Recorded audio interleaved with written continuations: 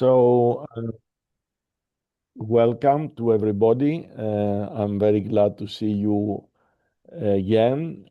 And today we have also the pleasure and honor to have with us the head of the culture unit of the UNESCO Bureau for Science and Culture in Europe, based in Venice, Mrs. Frédéric Aubert, who was also the key speaker, the key presenter during the live phase of the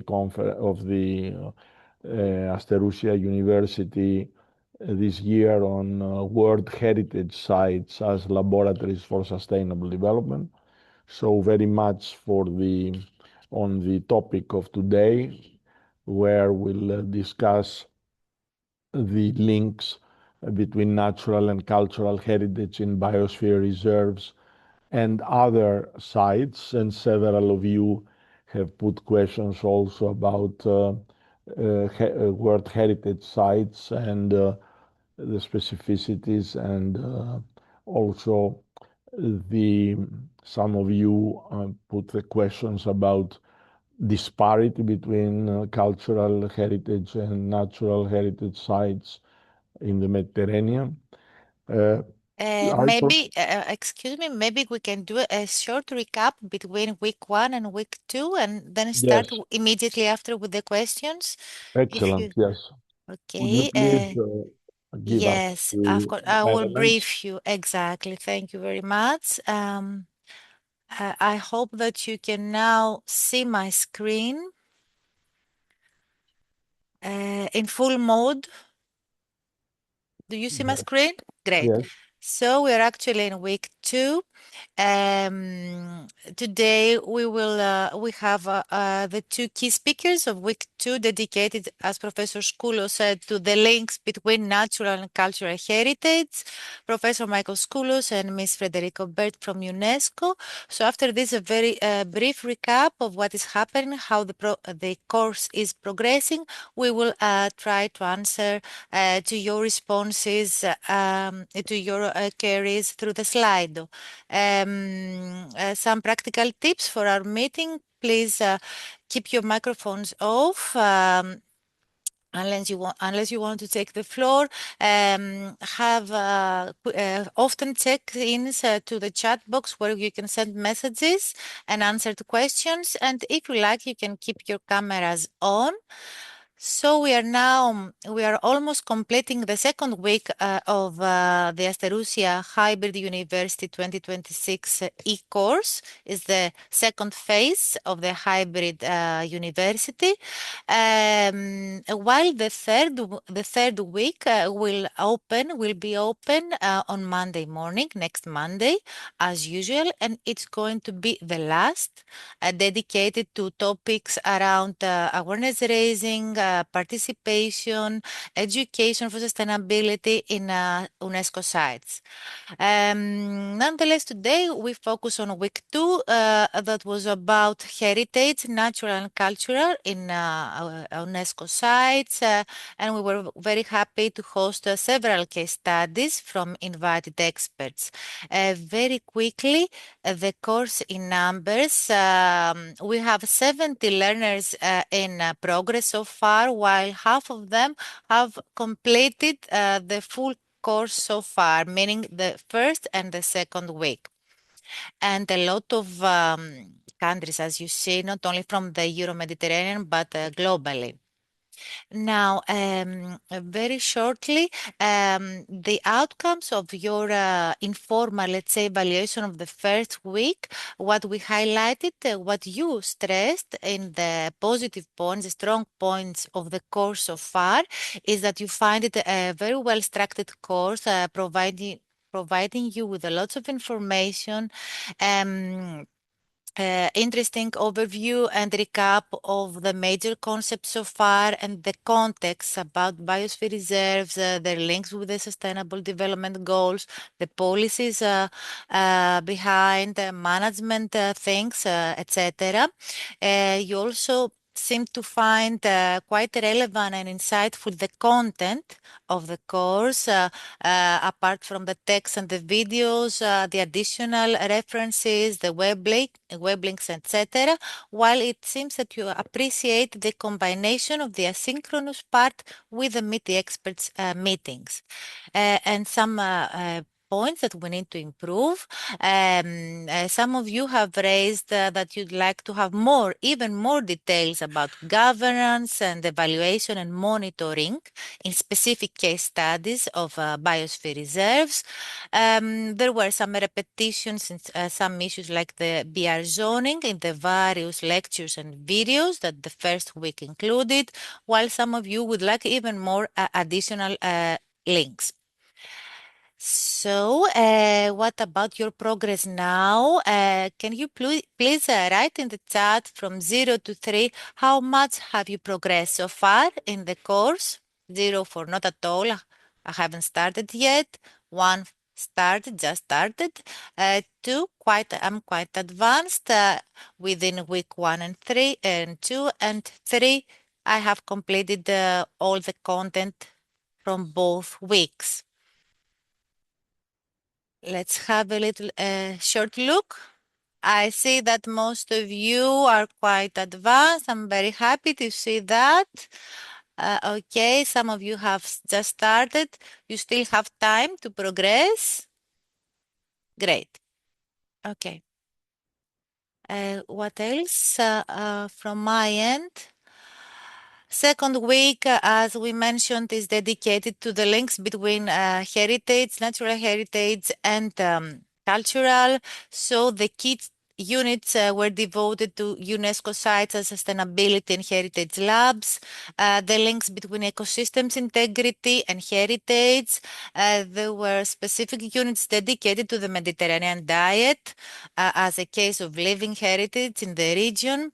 And we hosted, as I said before, 6 case studies from Bosnia and Herzegovina, from Italy, Greece, again from Italy, and also the Hydria Virtual Museum of Water Heritage in the Mediterranean. And just before closing this brief recap, this is the feedback that we received from you in the beginning of the second week. How do you perceive what heritage means actually to you? You gave us a very interesting insights, like heritage is what shapes who we are, that strengthens the community bonds, gives us a path, a way to sustainable living, provides us with a sense of belonging, feeling connected with something bigger than ourselves. It can be inherited either from small groups like families or from larger group like communities and countries. You gave us a lot of examples of links between natural and cultural heritage, from diet, from architecture, from how landscape has impact to production, to architecture, to cities, to arts. It was very, very interesting, the Padlet that you uh, filled in. I think I'm closing this introduction now. Just don't forget to finish the units from week 1 and 2. And when you write, you pose a new question in the Slido tool, it will be very nice to write also to whom you address this question, or who is the panelist or the presenter that you address the question. I think that's all from me. Sorry for taking longer for this recap. And It was very useful, Vicky. I think it helps us to remember a little bit what we have discussed last time. There were few more questions that we didn't discuss last time, and we may touch upon today. Um, uh, I don't know if Frederick wants to start by addressing some of the questions or an overall approach or if you want me to start, whatever. Thank you very much, Professor Skoulos, and again, thank you very much for your invitation to participate to this week 2 and phase B of the university. I had the pleasure to participate to the first to phase A in very recently before Christmas. So it's really a pleasure to join you again. Just if you allow me, before I'll respond to some of the questions that were raised in inclusive manner, if I may say, in an overall manner. And then I can answer specifically some questions that were posed through the platform. I just wanted to say before that it's very important for UNESCO being part of this initiative, obviously. It's really meaningful because I think that you are the hybrid universities, bringing together several priorities that are at the heart of the mandate of our mandate in UNESCO, notably supporting youth and advancing education for sustainable development and promoting integrated approaches that connect nature and culture and communities. So it's a very concrete example how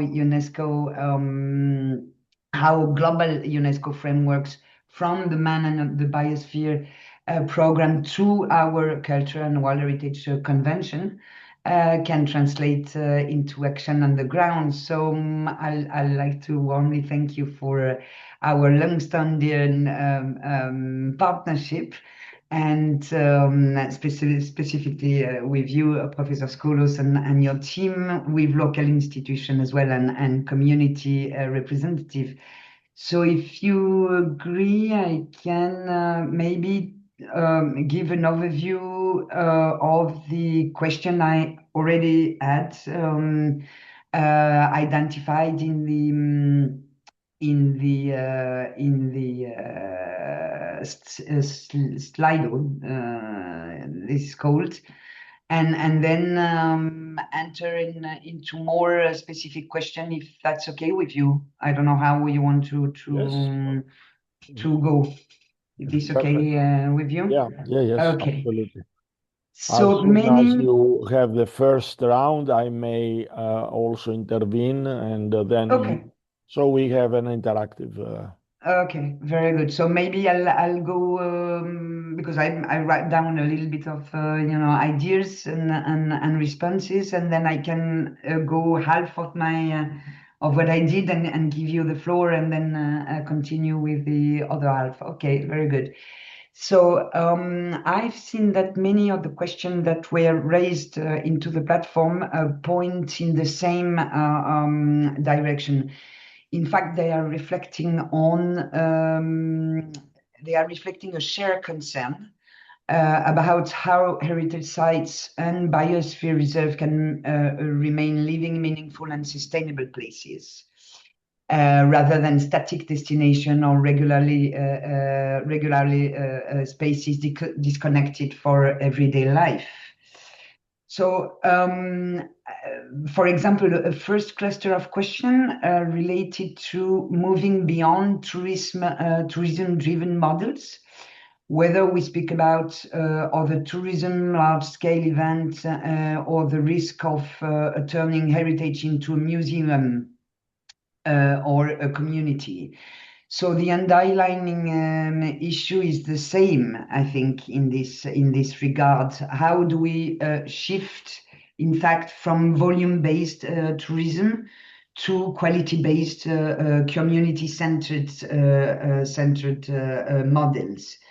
So for us in UNESCO, we can say that across World Heritage Sites and biosphere reserves, the answer is increasingly lying in visitors management, diversification of experiences, seasonal balance, and above all, I think that involving local communities and tourism operators in decision making is a must.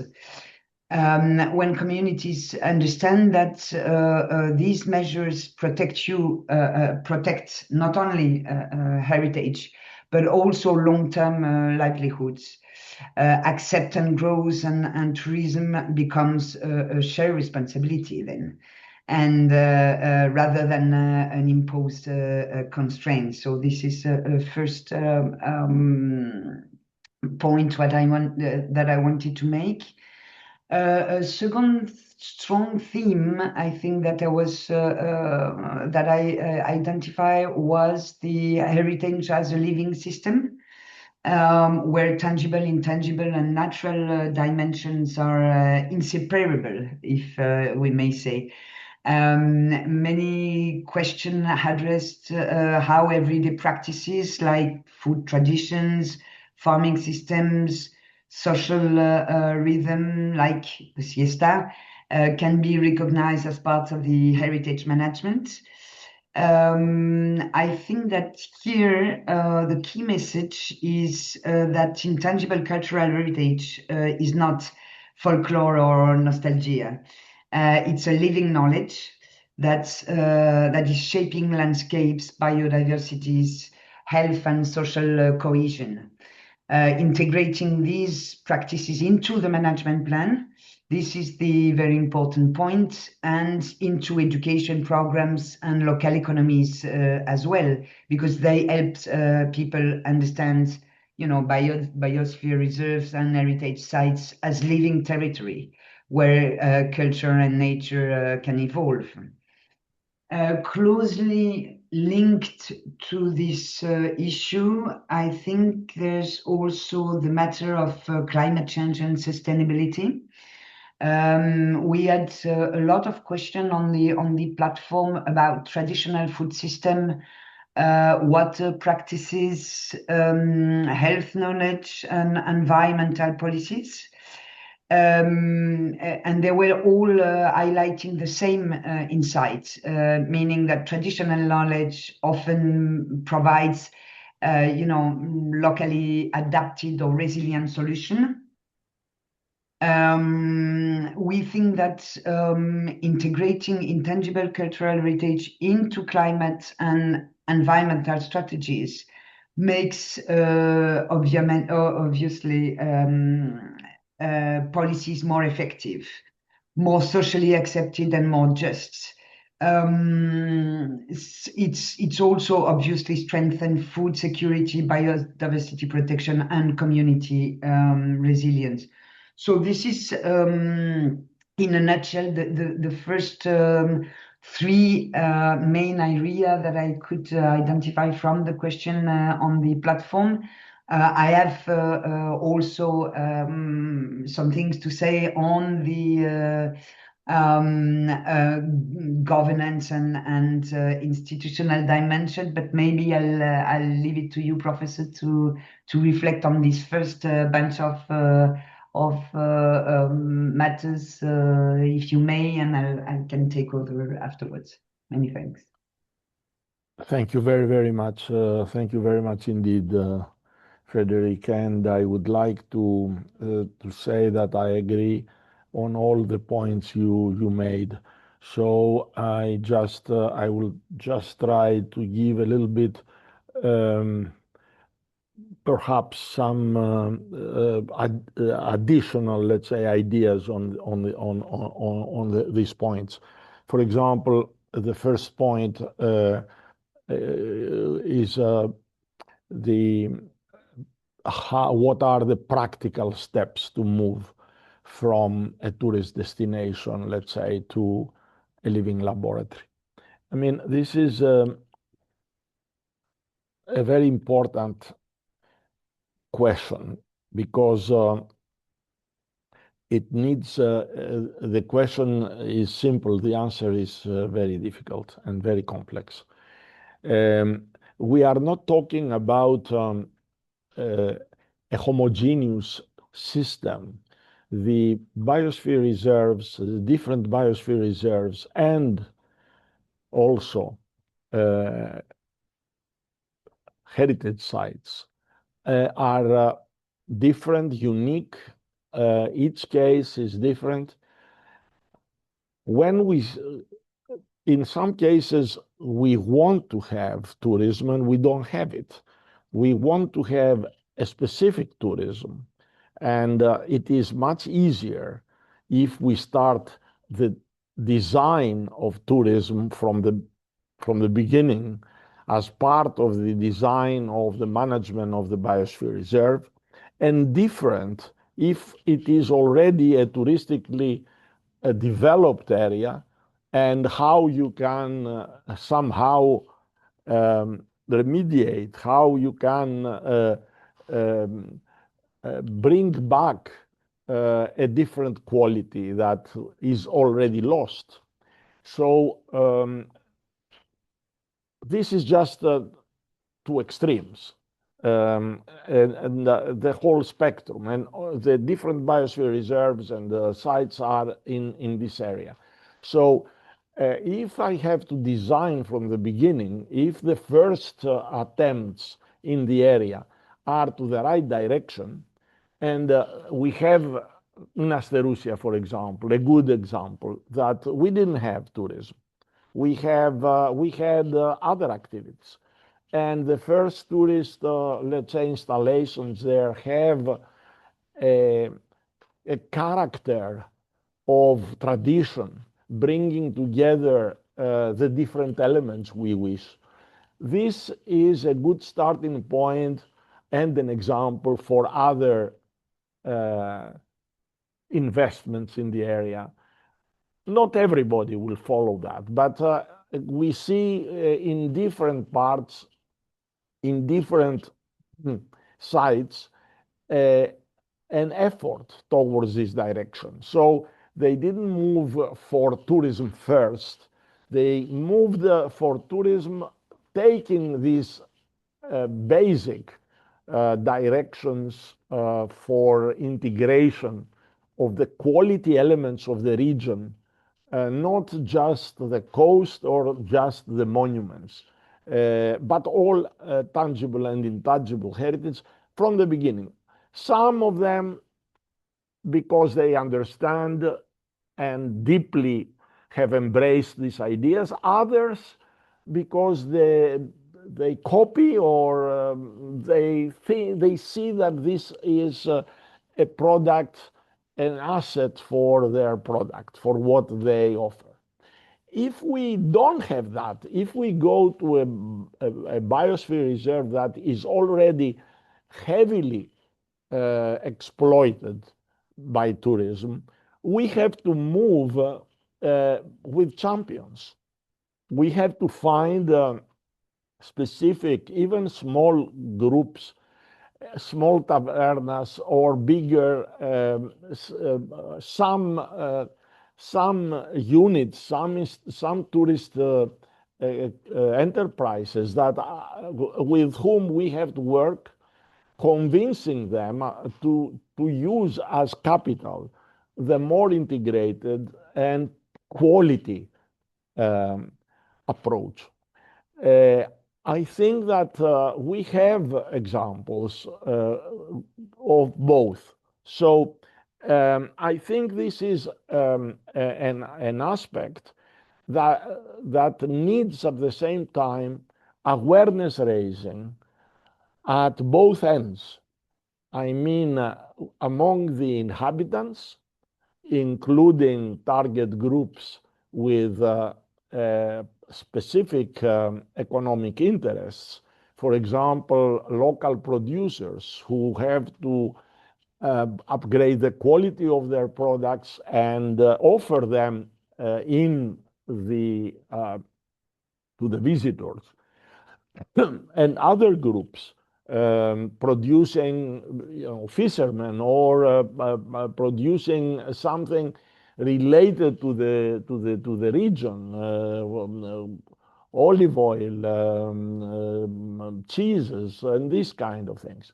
So, and at the same time, we have to work with colleagues from in the cities, in the schools, promoting the idea of this kind tourism, of a tourism that includes this kind of.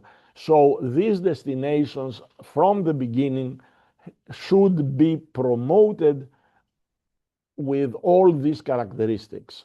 And this can be done formally through local authorities and organizations, the MAB committee in every country, the national UNESCO committee. So we need to use all our strengths in order to reorient, let's say, the public for these areas, for the understanding of what they should expect from these areas. And this is perhaps easier for the biosphere reserves, which are large areas, and you can definitely find important sites within these biosphere reserves where you can find the champions and promote, let's say, the example you want the others to follow. In heritage sites, I think they are smaller. I don't know if within them, I know that we can always, even in a very small area, um, promote also the biosphere elements, the elements that link the site with the natural environment. But I leave this to Frederick because there are specificities there. Um, in Greece, for example, I spent time in the past to convince archaeologists not to use dangerous pesticides for the plants that they may destroy some of the artifacts or whatever in the or monuments in the area. So where we found indeed the balance there. So there are issues that are important to discuss in detail. I just mentioned a few of them. On the uh, on the other questions about the continuum, if I may say, the continuum between natural environment, biodiversity, cultural environment, tangible and intangible.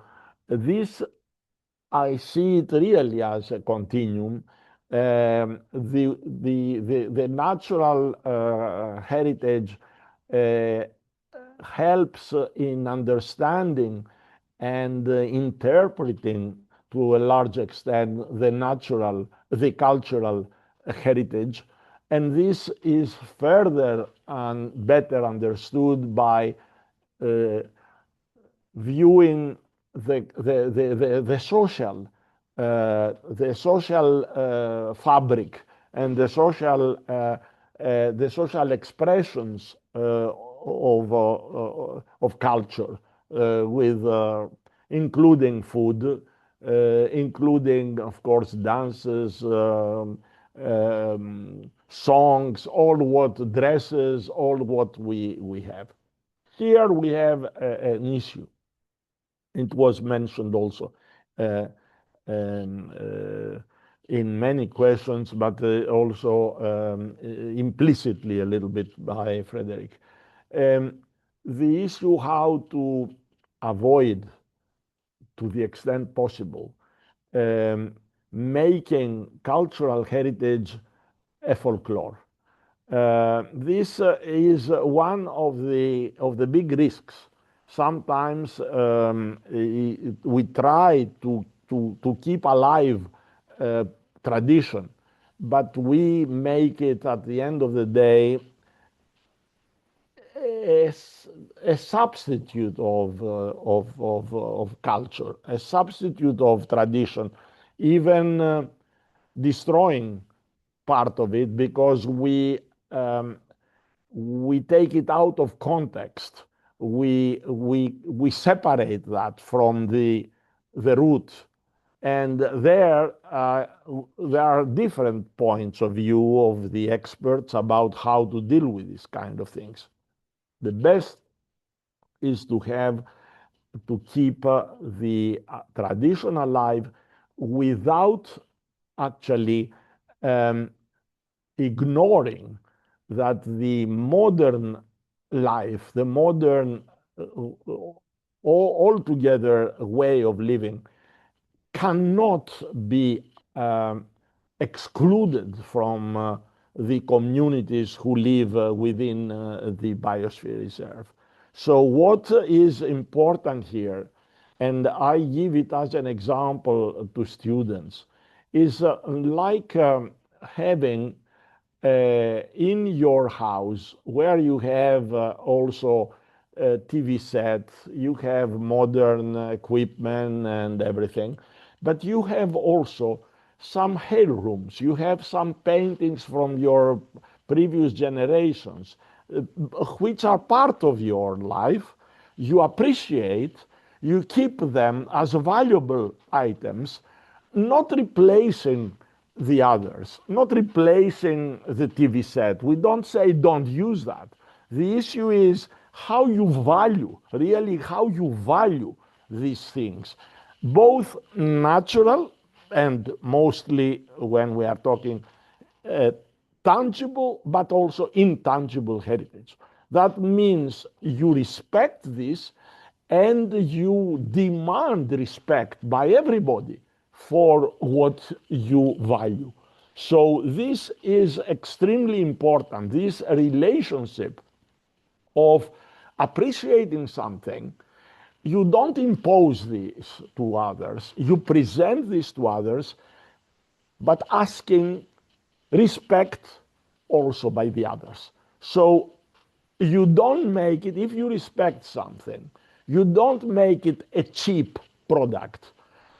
When something is valuable, you treat it as valuable. And this is the deepest part of what we are discussing in bringing natural and cultural heritage. In the same way that you appreciate a beautiful flower that exists only in your region and you want to protect it, they can see it, they can smell it, but you don't allow them to touch it. In the same way, you share something if the others wish to share under some kind of respect and condition. This is all what I wanted to say at this first intervention to give you a little bit my understanding and the way in which I believe many people in biosphere reserves um, can understand as well. I mean, it's a way in which you present values. And in general, values should be treated as high price. Values, it's not price, but I say the only way to to to make it clear to everybody is if you have a value, share it, but don't sell it at low price. This is what I wanted to say. So share it for free, but you don't sell it for cheap price. This is all what I want to say in slogans, if you wish. But I get back now to Frederick to continue, and then I may come also to some points uh, with specific when we need to answer specific questions. If you allow me, Professor Skoulos and Yeah. Mr. Obed, we have also a question in the chat following your responses from Irene. Yes. How can local authorities effectively communicate responsible tourism practices to people coming to visit? I don't know whether you or some of the case studies we had from quite local based, local focus case studies would like to share a few ideas with us about it, how the municipalities and local authorities can effectively communicate I, responsible tourism practice. I think Frederick may answer something. I can also, but if there is someone, we had some short videos also from some of you, and all of you have ideas and experiences, and you can share them with us. Um, I propose that we give first the floor to Frederick on these issues, and then we come back. Thank you very much. Can you hear me? Yes. Okay, because it seems I had a problem with my I couldn't access the chat. This is why. So now I can see the question. I think, and this is related to what we were, discussing before, and what you mentioned, Professor Skoulos, on which touch upon tourism and notably over tourism, for example. I think I need to maybe repeat what I said a bit before with clarification. We think that the importance is to go from a volume-based tourism approach to a quality-based tourism approach. And I think this is very important that local communities are trained to understand this and are trained to, give their support to such a vision, because obviously involving them and tourism operators, for example, in the decision making is giving already the possibility to change. It's giving the possibility to for them to understand that where once communities and local people see that measures led to more that are leading to more stable incomes, for example, longer stay and better preservation of the place. This is something that they can understand and they can support, because this is something that shows that when tourism is framed and as a shared responsibility, then it has rather than a top-down constraint, then the local acceptance grows. On the specific question by Irene, if I'm not mistaken, I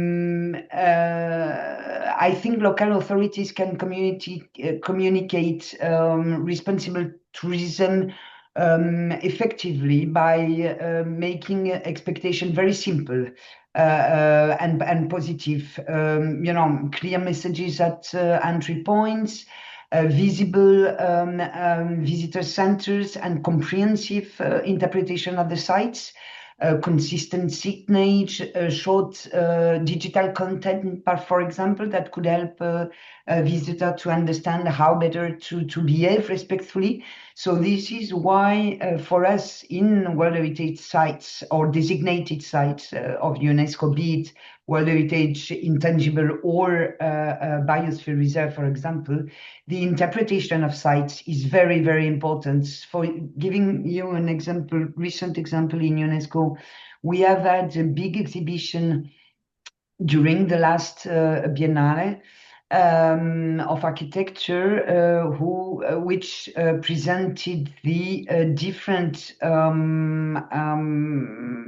manners the countries of our region, meaning Western Balkans, were proposing interpretations of sites. And this is really the change, in the vision and in behavior of people of these sites. So this is something that can respond to your question. Also, for example, working with hotels or guides or local businesses, obviously ensuring that the same message is repeated through the visitor experiences is very important. But I think that most importantly, explaining why the rule is existing. To protect local life, to protect heritage, to protect nature, the importance of heritage and the importance of nature related to heritage. This encourages voluntary compliance, in fact, rather than resistance to of visitors. So this is. I hope I responded to the question.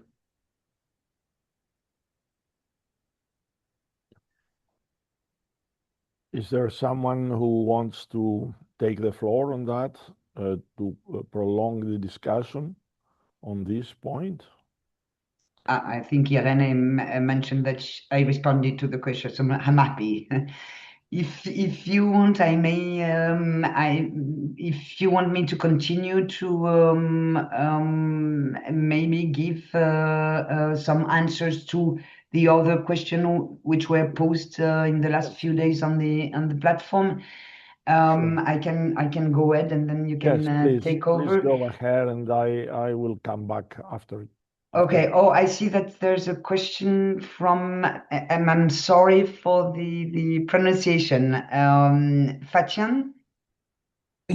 Yes, I was just wanting to add that, for instance, maybe there could be some round tables with all the stakeholders so the local community can be engaged and know what is going on about tourism and everything.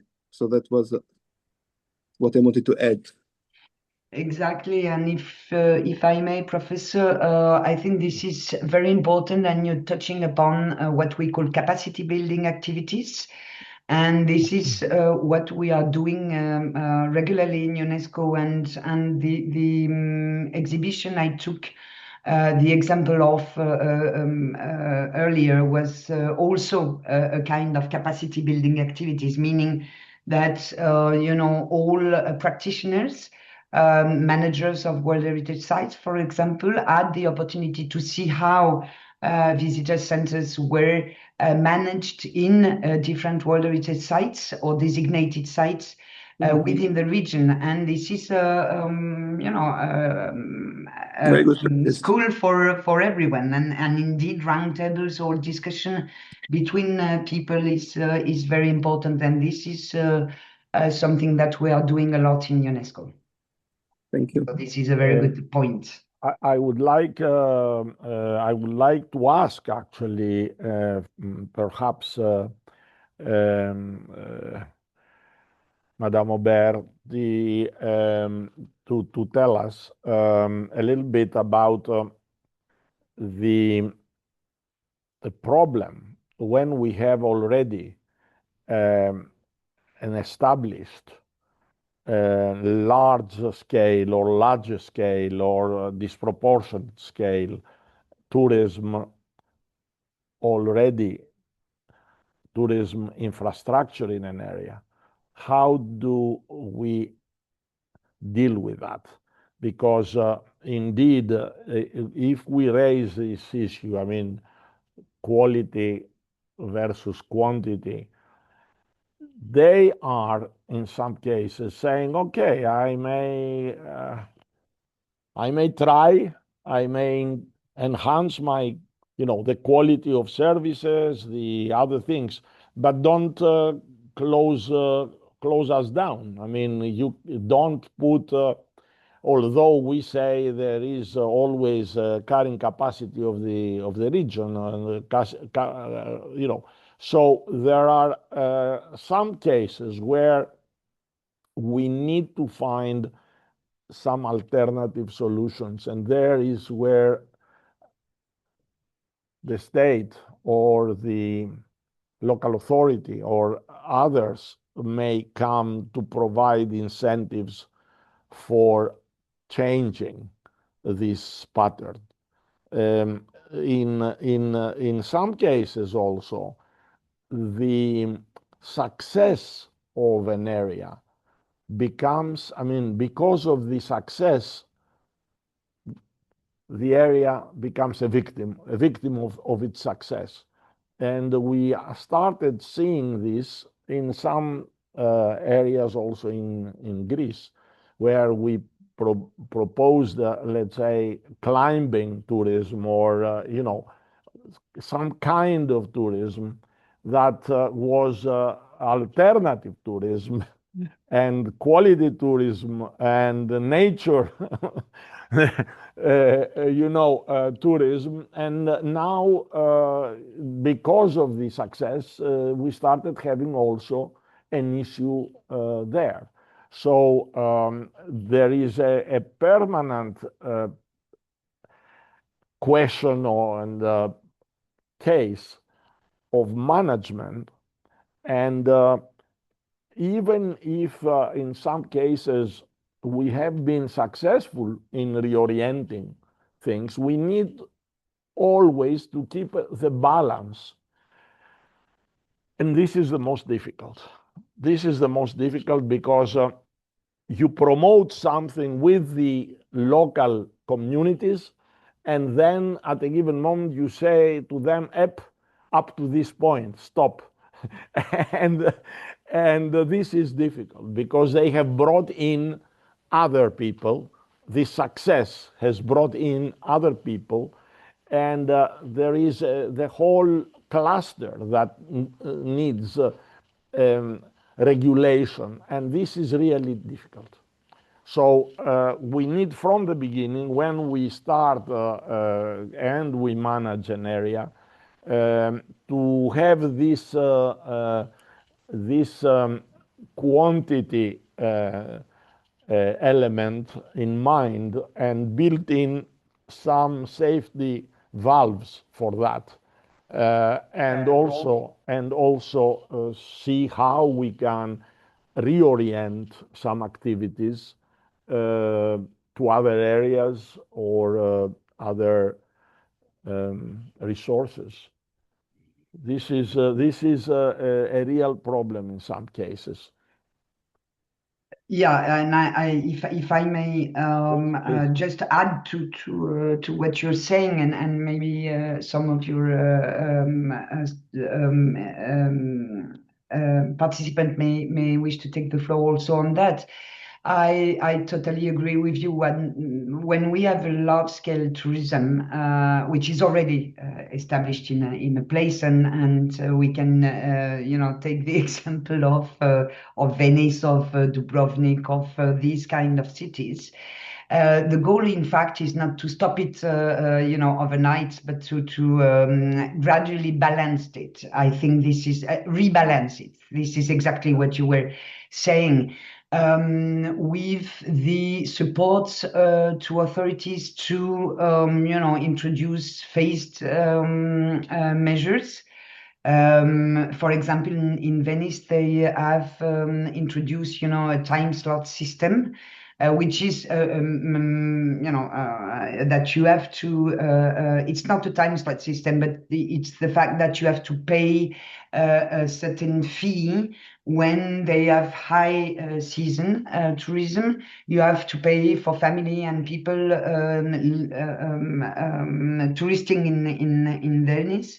€5 per day, because they understood from their experience that people were coming for the city for the day, and then when they were going back to the main island to spend the night.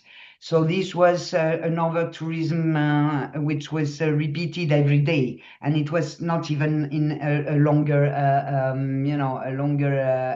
longer stays. So they introduced this €5 fees, but this is still, as an experience, as under an experience form, because it's done randomly, and control are done randomly, and it's a bit difficult to have really an overview of how it works, but it's already something. For example, so this is a visitor cap, in fact, in sensitive areas like Venice. In Dubrovnik, for example, visitors management measure have been also the same than in Venice. A reduction of cruise ship limitation, reduction of cruise ship and time slot for them. And at the beginning, this was raising a lot of questions and a lot of concerns among local communities and tourism operators. But over time, many local businesses, and we have studies on that, recognize that in fact fewer visitors. It's what we were saying before, earlier, that fewer visitors with longer stays improve both the quality of life and the economic sustainability. So I think that to also respond to one of the questions that was posed before, working with major operators and major, representative of local community to align economic interest with sustainability goals is totally essential, while clearly communicating that protecting the destination is also in their long-term business interest. In fact, so it's the business of everyone. And indeed, I cannot but agree more than on what you say, that sometimes a very successful destination can turn into a victim because its own popularity is own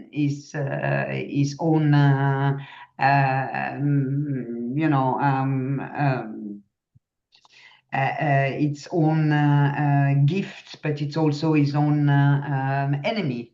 So this is something that we have to do. We have to address by managing the success. This is exactly what we were telling before: setting limits, diversifying experience, proposing. Different vision for tourism, or for tourists on the city, in the local, in the natural area. Protecting the place is also becoming, its long-term, the condition for its long-term attractiveness and economic viability. So this is what I wanted to add. Thank you. Is there any, we may take some of the questions you have here. I see a question for Venice, perhaps you may answer. uh, I don't know, perhaps later. There are many questions. Also, one question actually for me was a little bit curious. It was answered why sometimes EU regulations conflict with traditional food, medicine, and water practices. How can they be balanced? I'm not aware of any directions or regulations of EU regulations that create this conflict, and I'm very curious to know what you have in mind. And this is from you, Miloslava Mikhailova. Um, I don't know of that. And if you wish to elaborate a little bit, the only thing I knew is that in kokoretsi in Greece, what we make with, they said that we should not use the spleen. If this is the big issue with the tradition, yes, that is the only case I know where we might have some kind of, you know. But if there is something, please tell me. because I'm interested to find out. Now, if I may, there are, Professor, yes, on that, it's me again. I'm sorry. I totally agree with your analysis of the question, and I just wanted to maybe ask also Miaslav a bit of clarification on that. I just wanted to say that for us, in UNESCO, we are of the opinion that obviously balancing regulation and traditions requires a dialogue between the policymakers.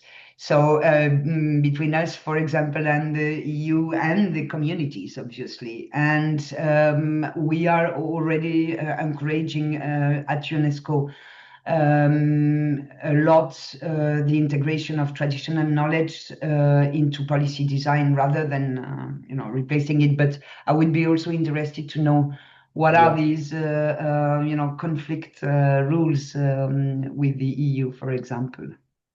yeah. Do you want is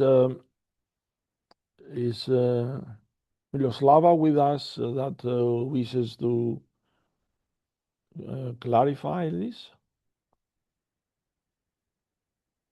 Never mind if it is, you may come later. Yes? No.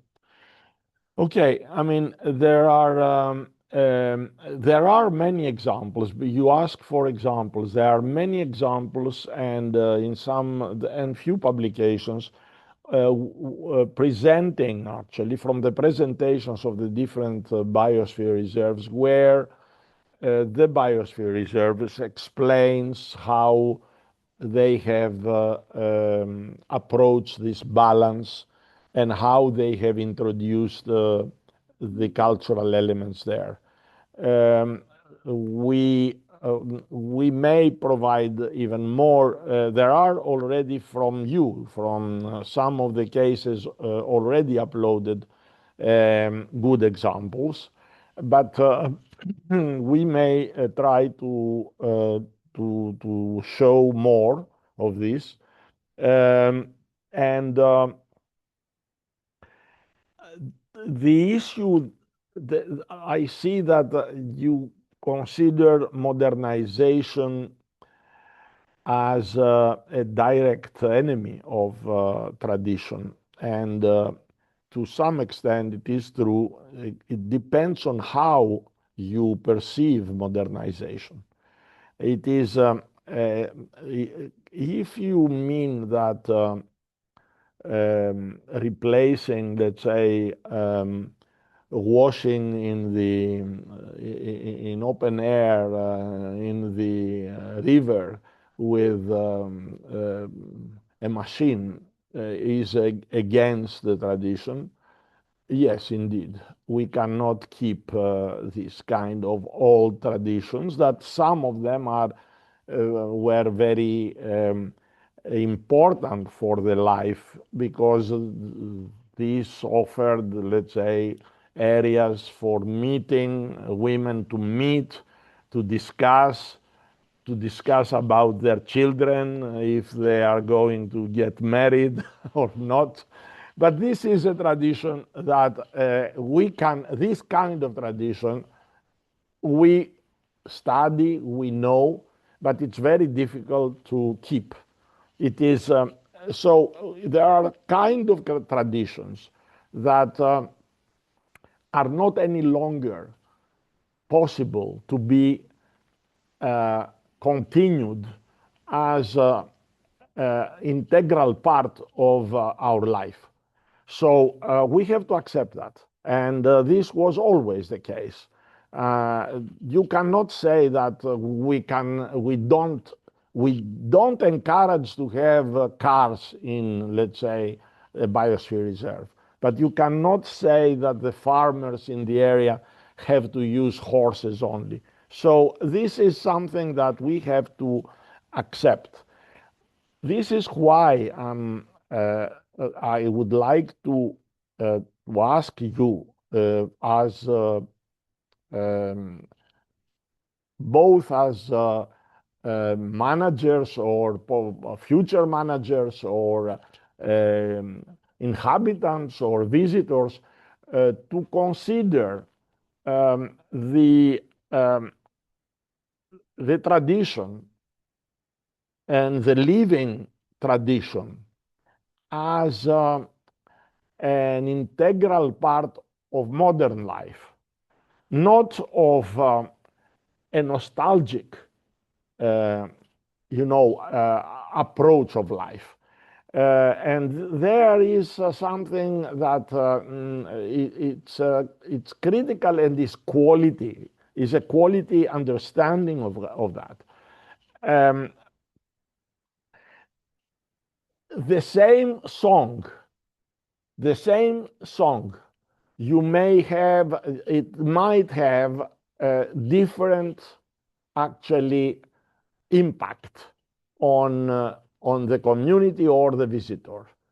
If it is a kind of you know mechanical reproduction of something that had and has life, emotion, and truth in it, it's different from something that is a folklore. The same is for everything. The same is for food. The same is for, and sometimes it's not only the ingredient, it's more the care, is more the way in which you perceive the heritage, the intangible heritage, the gentle way you approach that. So it is it is something that we need to feel and make others understand and feel. So this is I mean, it is the same between an original painting and a copy, and this and this is for everything. We don't need to have masterpieces everywhere, but we need to have something that is honest and original to that. So this is always the key element about how effectively, efficiently we integrate culture with uh, life first, life in the area, and the natural environment as well. The link is two ways. The one is both is a dynamic a two-way arrow. The natural heritage has shaped the cultural, but humans have shaped the landscape. So this is in a continuous interaction, dynamic interaction. Yes, I stop here. Frederick, please continue. Thank you. It's just to add to what you were saying, and I think that we have to also see, for example, intangible heritage not as something which is opposed to modernity. On the contrary, it should be a resource that that helps society to adapt to change. And it's exactly what you were saying. Tradition can evolve, innovate, and respond to the contemporary needs, while keeping their core values. When you have, when tradition is seen with modernity as complementary, then it becomes a driver for creativity and sustainable development and resilience rather than a constraint. So I think this is very important, and I totally agree with all with what you were saying. Now, see if we have any questions left because we try to combine many of them. Um, there are many things about food and health practices. I think this is the easier part. Believe me, we are in an era where you judge from the emissions in the TV. There are so many new chefs, so many programs, projects on food. I think that we may start from that in the different biosphere reserves. It is one of the areas where I see, first of all, even existing traditional, traditional in inverted commas, even tavernas that used to serve not really higher quality dishes. Now they started seeing because there is a competition.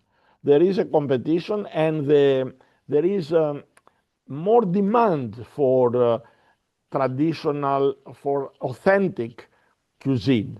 So authentic products, authentic cuisine is winning actually business.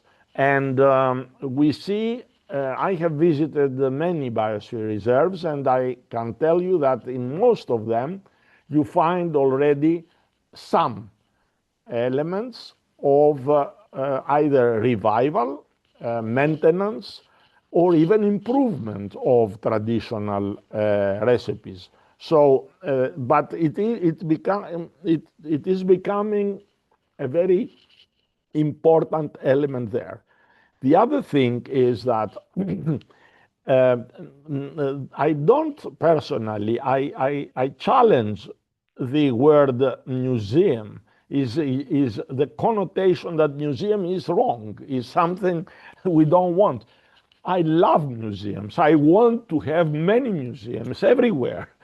I understand that what you mean by also my dear friend Irini is using that. I understand that what you mean is we don't want something that we cannot approach, we cannot touch, that we are in front of something that is static. Yeah, even this is necessary in some cases because we cannot treat all artifacts or all areas of the biosphere reserve as open and assets for everybody. So I would like to regain the respect of the museums, because museums are the best thing we have, the best we can have to keep for sure some of the values of the past, keep and give them to the future. We don't trust to leave everything open because it is something that not everybody respects. So we understand well what we are talking. Sometimes we need to replace this museum approach. We need the museum approach. We need all kinds of museums, and the new museums are more interactive because we have new technologies that allow us to do things that in the past we couldn't do. Let me come to something else. There is the question if a site can be removed from the catalog, the World Heritage List or the biosphere reserves. I speak under the control of Frederick, but definitely for the biosphere reserves, but also I think for the sites, the World Heritage sites, Yes, you can. If it is not any longer protected, if it has lost its qualities, then it is removed from the catalog. And this is a big penalty for a country, for the actually moral morally it is degrading a place is the last ultimum, let's say. Yes, yes, please, Frederick. Thank you, Professor. It's just to add to what you were saying, and I will take the example of the World Heritage sites and the list of World Heritage, the World Heritage list. Indeed, a site can loses its World Heritage status when the condition of integrity of the outstanding universal value for which it has been inscribed on the list has been lost or totally degraded.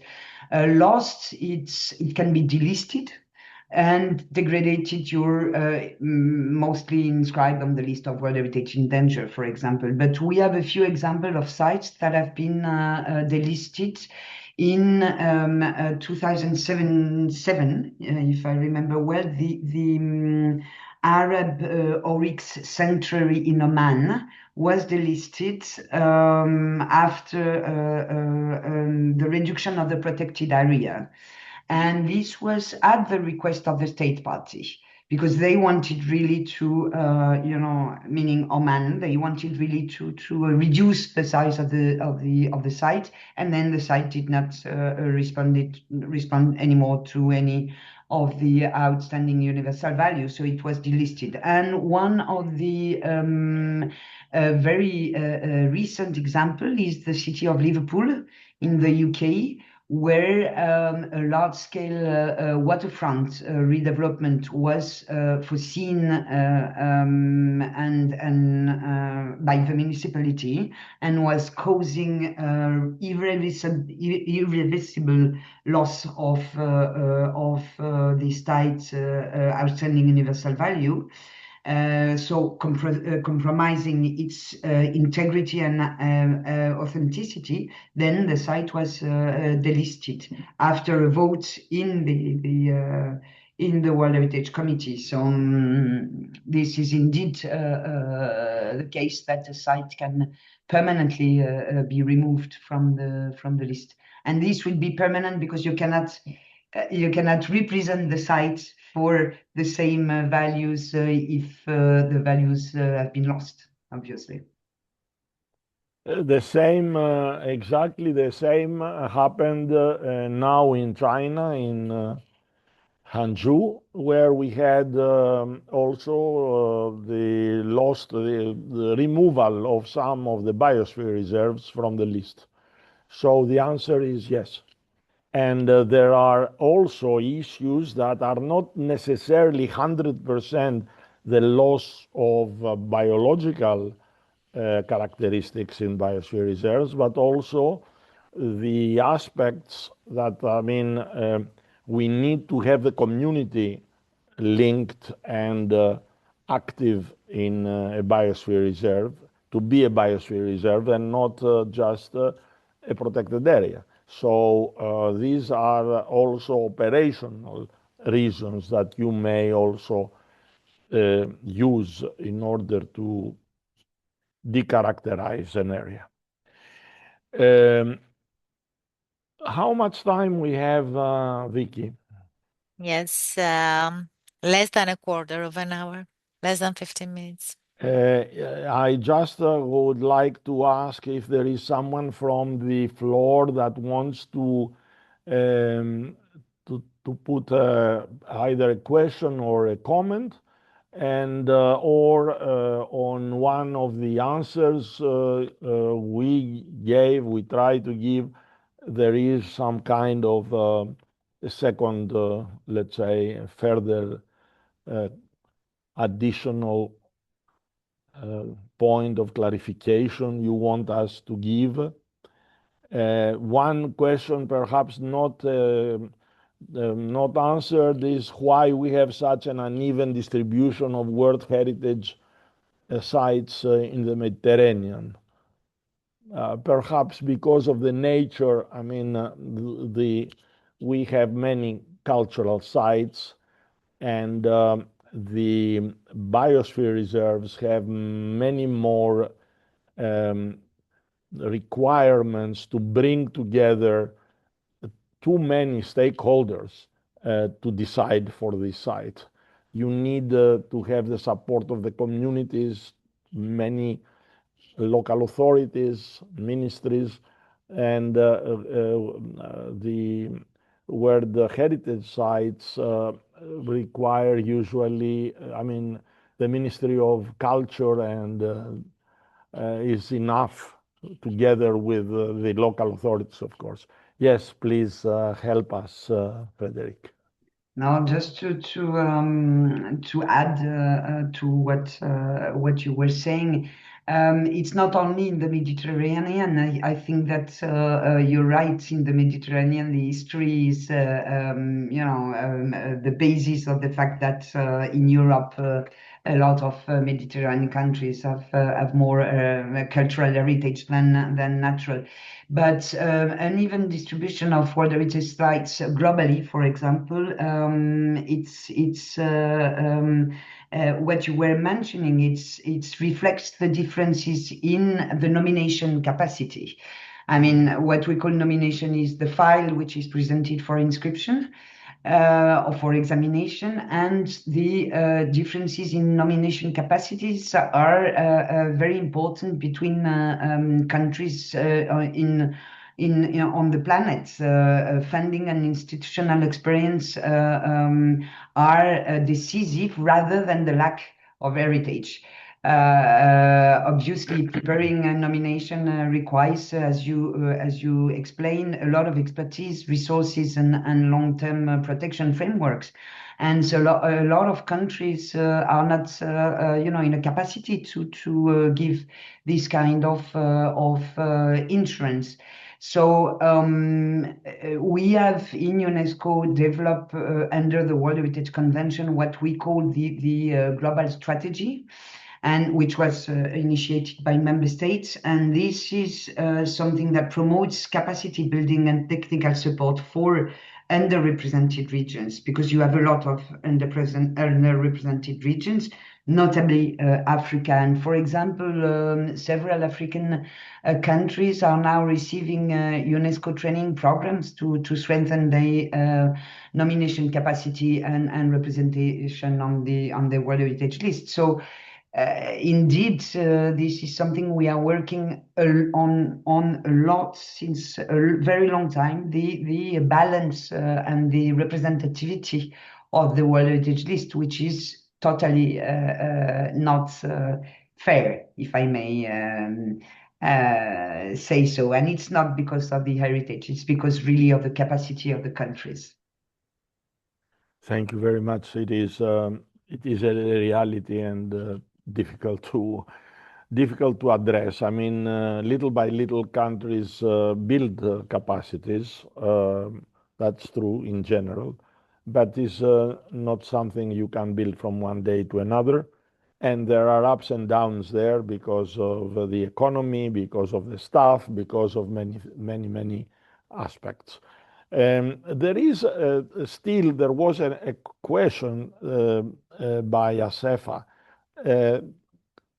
that is simple, and we need again to repeat it perhaps. Why, she says, why is integrating cultural and natural heritage important in biosphere reserves? We said many things, but to make it, a little bit more, is that because both can be mutually supported. Bringing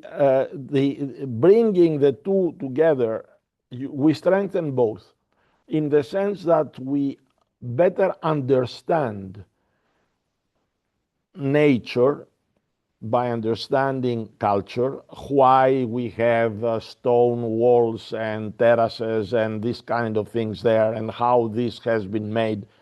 This has shaped the landscape, but the natural, the geomorphology, the plant cover, all the rest have initially shaped the overall culture and why people have selected this area. Or so history and geomorphology and natural environment and biodiversity come together close, and this allows what we said before, to have the biosphere reserve as a laboratory. Because what is a laboratory? We don't want to have it's a chemical laboratory and make experiments. We make also, but when we say laboratory, is that is a place where we can easily transmit, transform, the mind of people, enlarge, enhance the understanding, and allow for better feeling, better communicating with the nature, people, and this is something important to bring back to the city, someone, a visitor, or to keep the people there because they like that, they like this combination. So this is why. So it is, I hope that we make through this communication exchange today clear why this I selected this question because this brings together, let's say, the summary of what we have said, or we are trying at least to explain and say. Yes, please, Frederic. Thank you. Just to add the last words, because you said it all. I think indeed ecosystem and cultural practice co-evolved. I mean, they are not aside, but really merged, if we may say. And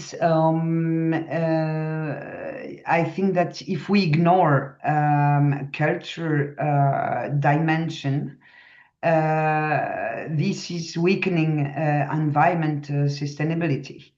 And ignoring nature obviously undermine also cultural survival of a site.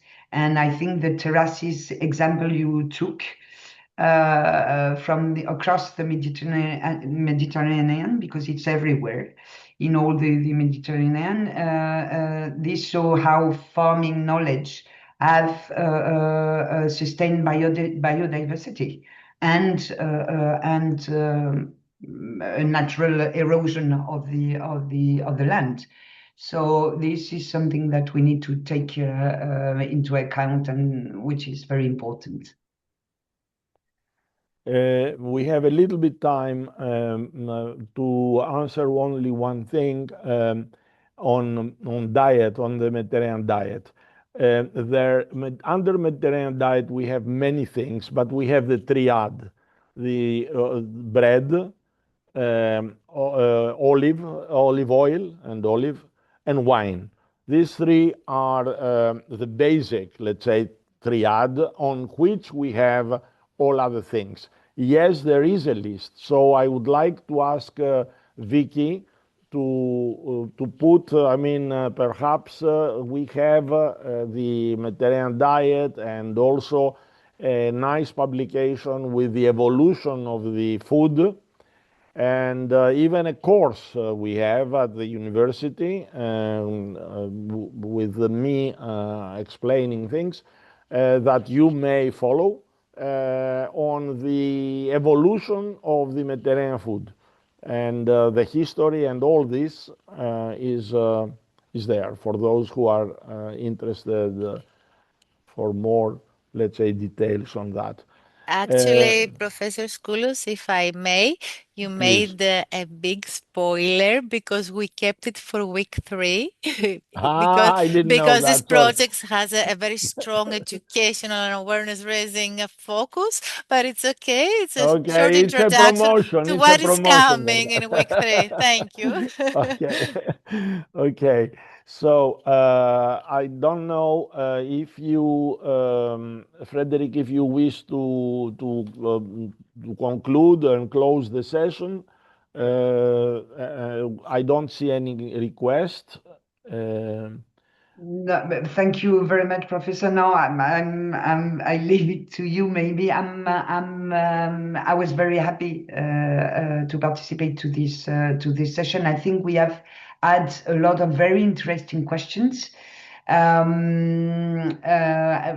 covered main topics, but indeed we didn't respond to any question in specifically. But I think we covered a lot.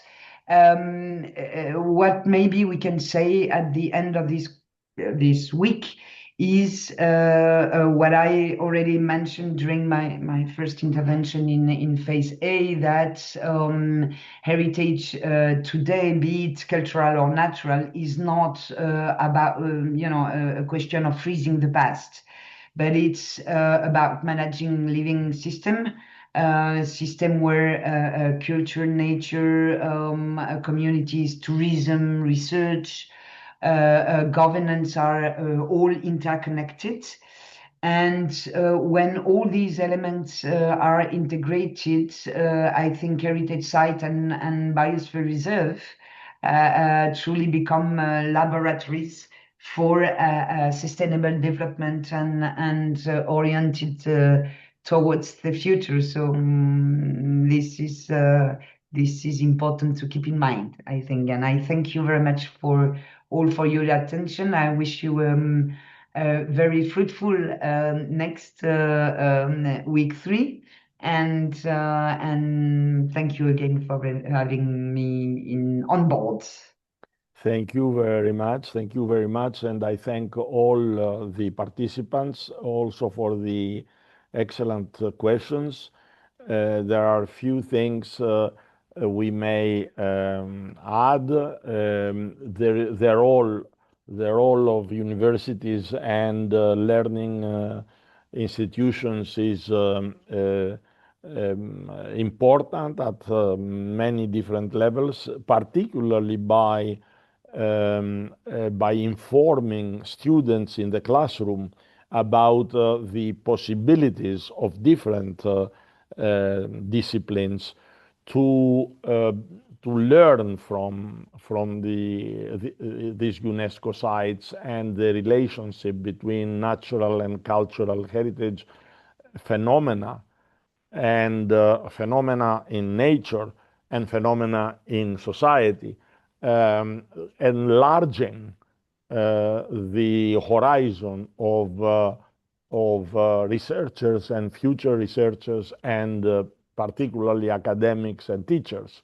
It is very important. So this dimension is a very important dimension in a world where we need to have multidisciplinarity and intradisciplinarity.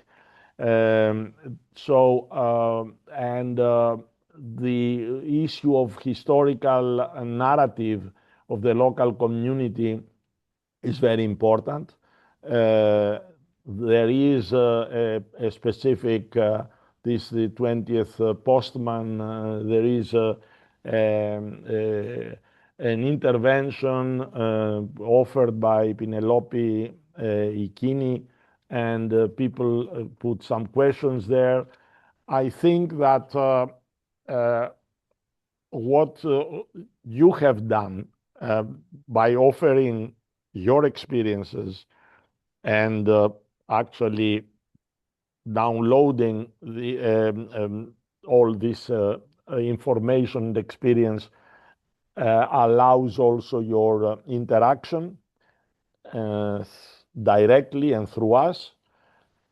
I think that this will continue next week, And I hope that it continues in the future.